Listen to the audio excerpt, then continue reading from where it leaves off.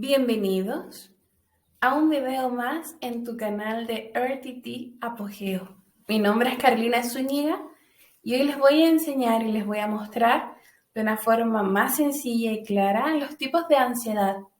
Vamos a ver 4 tipos de ansiedad muy comunes. Existen muchos tipos de ansiedad. Aproximadamente podríamos definir unos 8 tipos de ansiedad distintos. Es común que puedas tener varios tipos de ansiedad, pero quiero que veamos, antes que nada, para recordar un poco cómo funciona la ansiedad.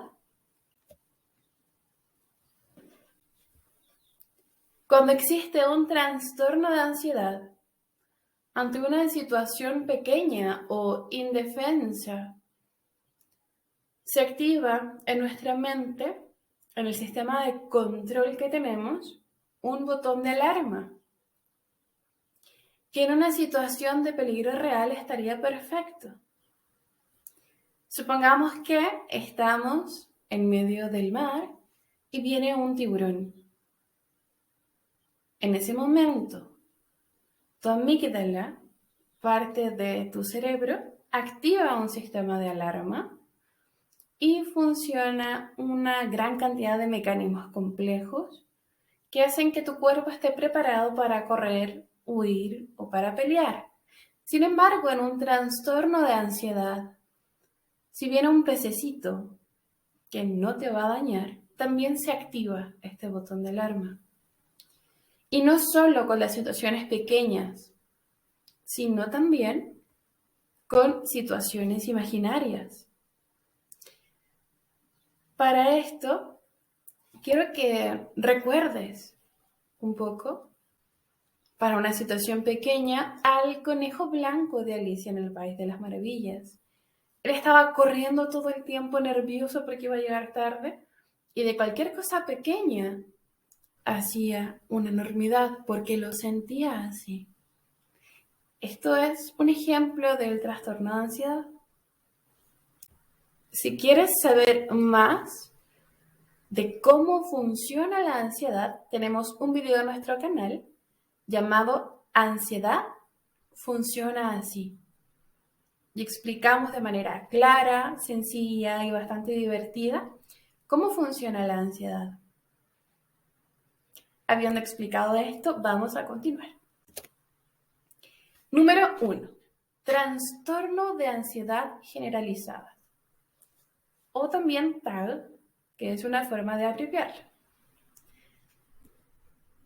Cuando existe un trastorno de ansiedad generalizada, experimentas preocupaciones todo el tiempo, pensamientos constantes, catastróficos de que algo malo puede ocurrir, y esto puede abarcar muchas cosas. Puede ser que tus preocupaciones sean por la economía familiar, la preocupación puede ser por los estudios, la preocupación puede ser por la vida deportiva, por el trabajo, por la convivencia laboral, por alguna situación en tu familia. Son en general preocupaciones por muchas cositas distintas. Estas obviamente se viven desde el pensamiento. Te voy a dar un ejemplo. Es de noche, estás a punto de quedarte dormido o dormida y en ese momento empiezan a venir muchos pensamientos a ti. Puede ser un pensamiento como este. Yo, mi familia, podríamos tener problemas de salud. ¿Qué pasa si tengo problemas de salud y no lo sé y no me he dado cuenta? ¿Qué sucede si quizás mi hija pequeña tiene algo y yo no lo he detectado? No he sabido cómo. Ese es el primer pensamiento y es muy curioso porque a través de este primer pensamiento empiezan a venir otros pensamientos. Segundo pensamiento, mañana voy a pedir una revisión médica completa, porque así voy a poder saber y voy a poder ver si es que yo o mi familia tiene algo. Porque ¿qué pasa si alguno de nosotros tiene una enfermedad? A lo mejor alguien desarrolló diabetes o puede ser que tengamos alguna infección y no nos habíamos dado cuenta. Preocupación. Este segundo pensamiento desencadena un tercer pensamiento. Ya tengo 50 años y no me he hecho la mamografía. ¿Qué va a pasar o qué puede pasar? ¿Y qué pasa si sale mal? Si me hago ahora el examen y descubren que tengo algo. Cuarto pensamiento. Si descubren que tengo cáncer. A lo mejor tengo cáncer y no lo sé. ¿Quién va a cuidar a mis hijos? ¿Qué va a pasar con ellos? Quinto pensamiento. Mañana voy a hacer mi testamento. Porque claro, no me he hecho revisiones, a lo mejor tengo alguna enfermedad, ya tengo 50 años, a lo mejor ya tengo cáncer porque no me he hecho la mamografía, no sé qué va a pasar con mis hijos, así que tengo que ir a hacer el testamento ya, mañana voy y hago el testamento. Preocupación. No puedo creer que mis hijos se van a quedar sin su mamá. Sufrimiento. Esta preocupación irreal genera un pensamiento tras otro en cadena. Observamos al menos 6 pensamientos en la que la persona que lo padece sufre, realmente sufre. Y es importante recalcarlo porque la persona que está al lado de alguien con ansiedad muchas veces cree que son locuras, que son hasta tonteras, dicen, voy a utilizar una palabra que se dice en Chile, son cosas sin sentido, pero para la persona que padece ansiedad, esos pensamientos, aunque sean de futuros que no van a ocurrir, son miedos reales y los sufren como tal.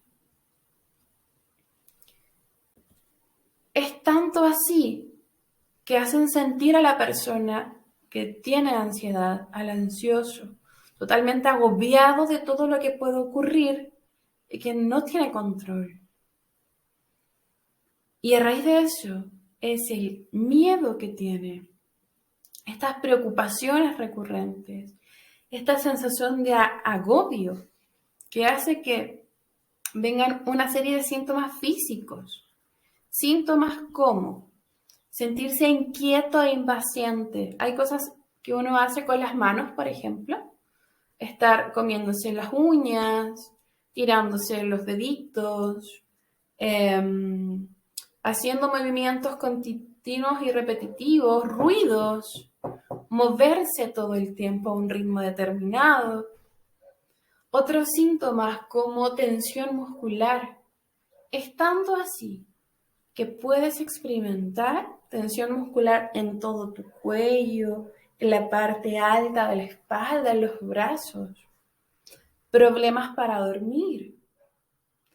Incapacidad para relajarte. No poder concentrarte porque estás todo el tiempo lleno de pensamientos de preocupación. Como no duermes bien, también experimentas mucha fatiga todo el tiempo y una sensación general de irritabilidad. Escuchas ruidos fuertes y te molestan, alguien grita y te molesta. Los niños pequeños están jugando muy fuerte o haciendo mucho ruido al jugar y te molesta. Alguien te hace una sugerencia y le contestas mal. Sí, todo esto es de irritabilidad. Esto fue trastorno de ansiedad generalizada. Coméntame cuántos síntomas tienes, si ya te lo diagnosticaron o no. O si conoces a alguien que crees que pueda tener trastorno de ansiedad generalizada. Y aprovecho para decir que este video es obviamente informativo, haciéndolo un poquito más claro, sobre todo para la gente que ya está diagnosticada. Y si crees tener ansiedad, anda con un especialista y que sea él quien te diagnostique. ¿Ok? Vamos a pasar al trastorno de ansiedad número 2.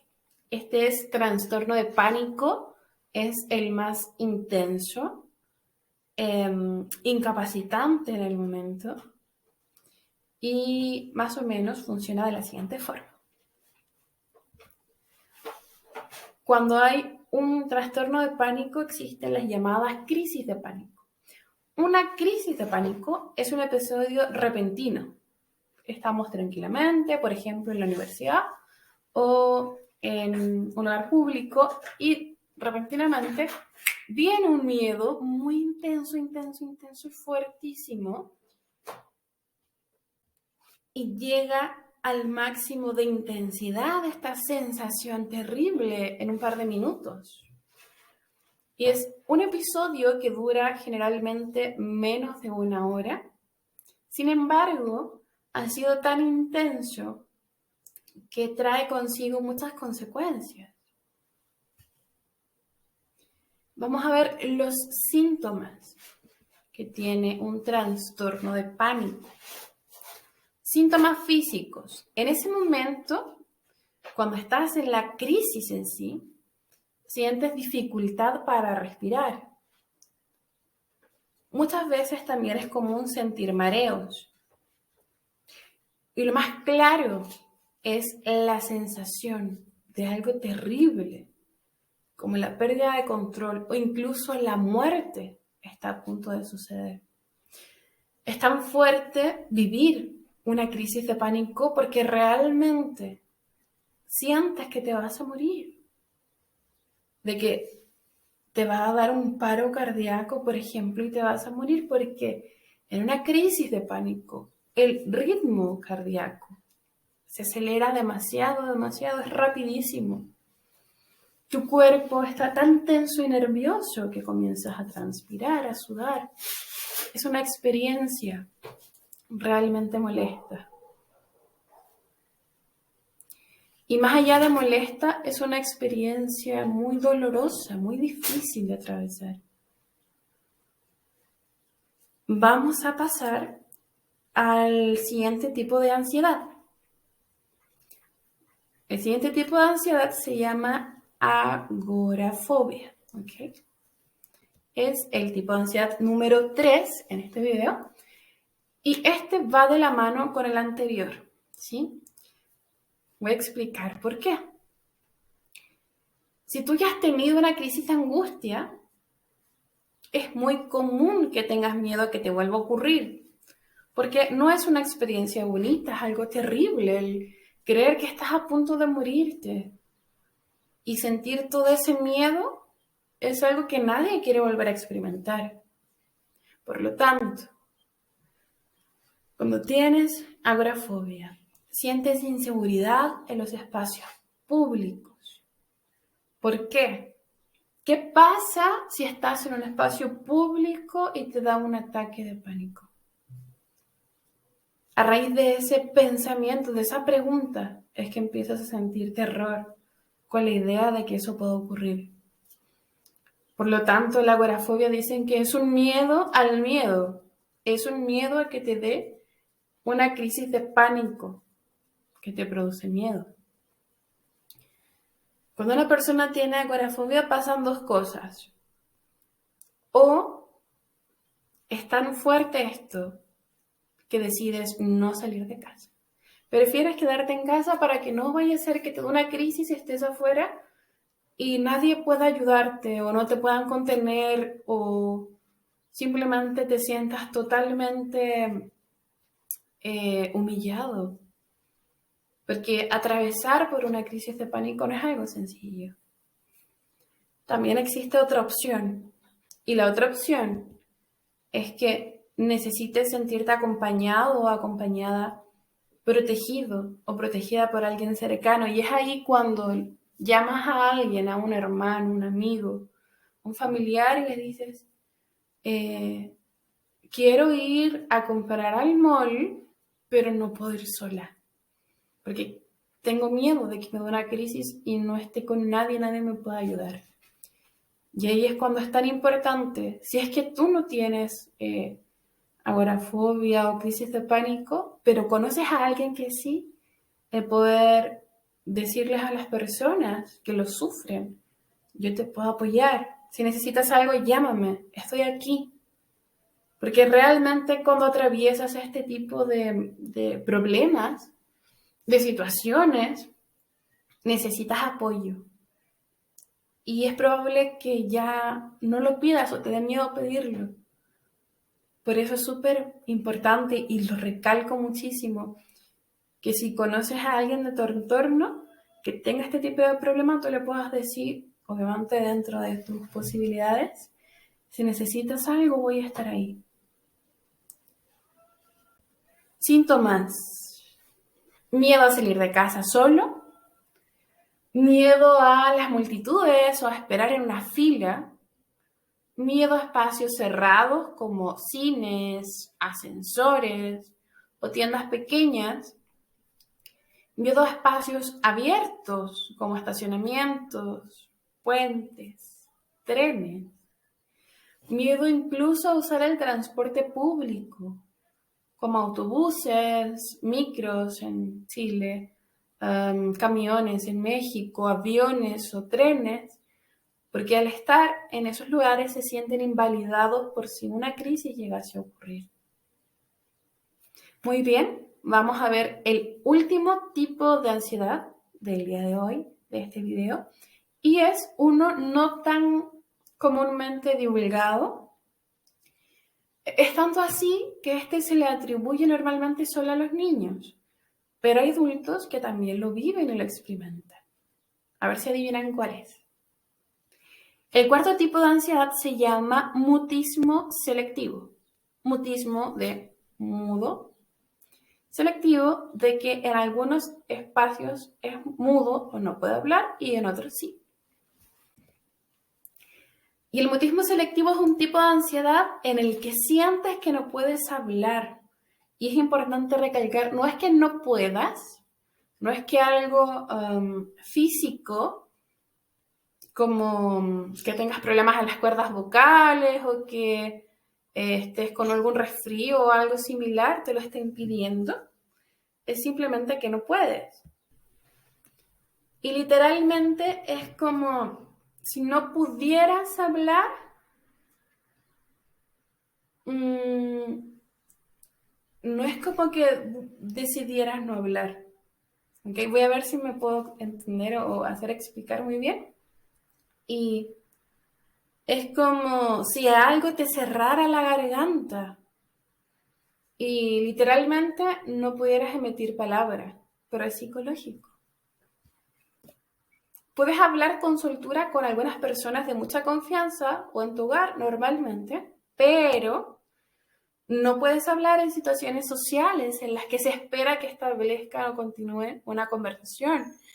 Esto quiere decir que, por ejemplo, si estás estudiando en la universidad y te piden hacer una exposición y te paras al frente y tienes que hablar y simplemente no puedes hacerlo. Recuerdo que en algún punto de mi vida yo tenía mutismo selectivo siendo adulta, estando en la universidad todavía, y había un grupo de compañeras de universidad que me agradaba mucho como eran, y ellas cada vez que me saludaban yo ni siquiera podía saludarlas. O sea, era tal ese mutismo selectivo que no me podía acercar a ellas y saludarlas como correspondía.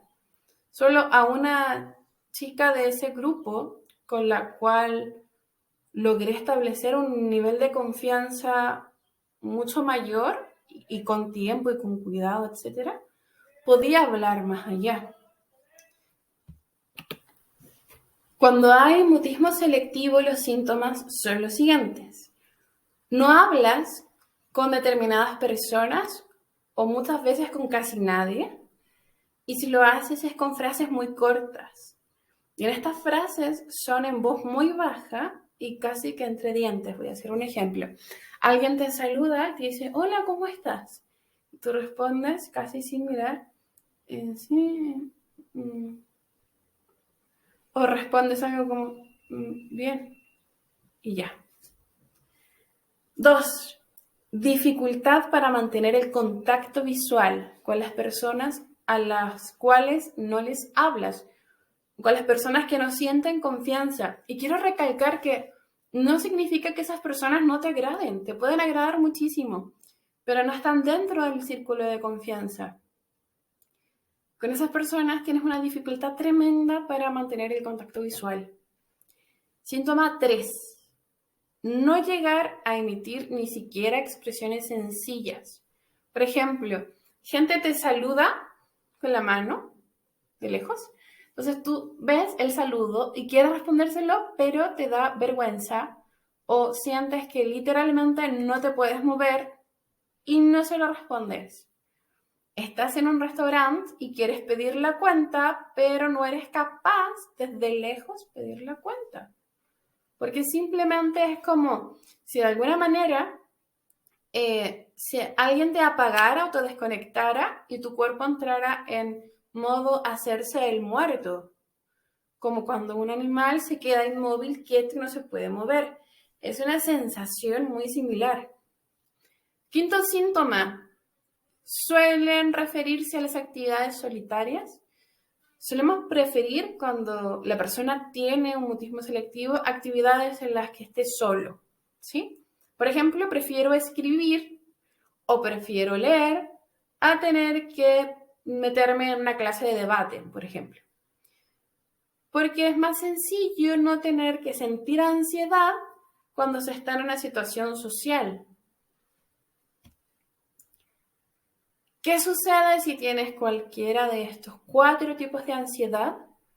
Existen muchas formas en las que puedes eliminarlas por completo de tu vida, tratarlas.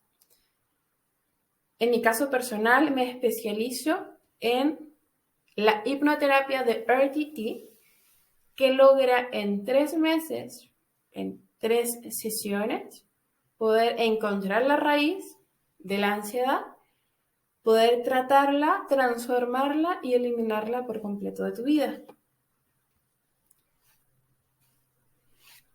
¿Qué es lo que se busca en la ansiedad? Cuando se trabaja la ansiedad particularmente es poder recuperar la paz, la tranquilidad. Si quieres saber cómo recibir mi ayuda, puedes hacer clic en el enlace que está debajo de este video y preguntar cómo puedes acceder o cómo funciona la hipnoterapia de RTT. Que estés muy bien. Un millón de gracias por habernos acompañado hasta este punto de conocer un poquito más de cómo funciona la ansiedad. Y nos vamos a ver en el siguiente video con la segunda parte. Que estés maravillosamente bien. Saludos.